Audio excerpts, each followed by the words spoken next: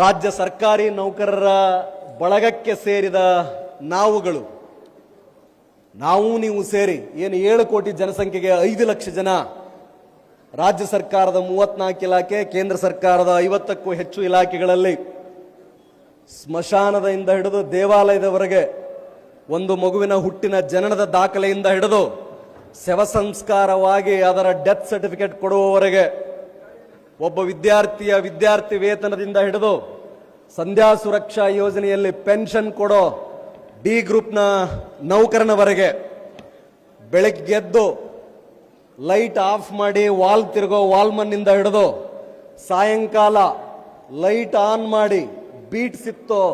Police ಪೇದೆಯವರೆಗೆ, ಜಿಲ್ಲಾಧಿಕಾರಿಗಳ ಕಚೇರಿಯಲ್ಲಿ ಜಿಲ್ಲಾಧಿಕಾರಿಯಾಗಿ ದಂಡಾಧಿಕಾರಿಯಾಗಿ ಕರ್ತವ್ಯ ನಿರ್ವಹಿಸುವ, ಬಡವರ ಕಣ್ಣೀರು ಒರೆಸಲಿಕ್ಕೇನೆ ಇರುವ, ಮನೆ ಇಲ್ಲದವರಿಗೆ ಮನೆ ಕೊಡುವ ಶಕ್ತಿ ಹೊಂದಿರುವ, ಹೊಲ ಇಲ್ಲದವರಿಗೆ ಹೊಲ ಶಕ್ತಿ ಕೊಡುವ ಶಕ್ತಿ ಹೊಂದಿರುವ, ಯಾರಿಗೆ ಯಾರೂ ಇಲ್ಲವೋ ಅವರ ಪರವಾಗಿ ಸರ್ಕಾರವೇ ತಂದೆ ತಾಯಿ ಅನ್ನುವ ಭರವಸೆಯನ್ನ ಕೆಲಸದ ಮೂಲಕ ಮೂಡಿಸೋ ಜಿಲ್ಲಾಧಿಕಾರಿಯಿಂದ ಹಿಡಿದು ರಾಜ್ಯದ ಮುಖ್ಯ ಕಾರ್ಯದರ್ಶಿಯವರೆಗೆ ನೌಕರರ ವರ್ಗದ ಮೇಲೆ ಬಹುದೊಡ್ಡ ಜವಾಬ್ದಾರಿ ಇದೆ.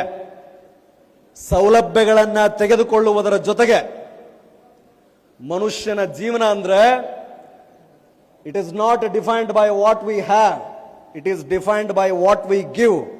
ನಾವು ಏನನ್ನ ಹೊಂದಿದ್ದೀವಿ, ಅಧಿಕಾರ, ಸಂಪತ್ತು, ಗುಣ, ವಿದ್ಯೆ, ವ್ಯಕ್ತಿತ್ವ ಅನ್ನುವುದಕ್ಕಿಂತ ಆ ವ್ಯಕ್ತಿತ್ವ, ಆ ಗುಣ, ಆ ಸಂಪತ್ತು, ಆ ಜ್ಞಾನವನ್ನ ಎಷ್ಟು ಕೊಟ್ಟಿದ್ದೀವಿ ಅನ್ನುವುದರ ಮೇಲೆ ನಮ್ಮ ಸಂಪೂರ್ಣ ವ್ಯಕ್ತಿತ್ವ, ಜೀವನ ನಿರ್ಧಾರ ಆಗುತ್ತೆ.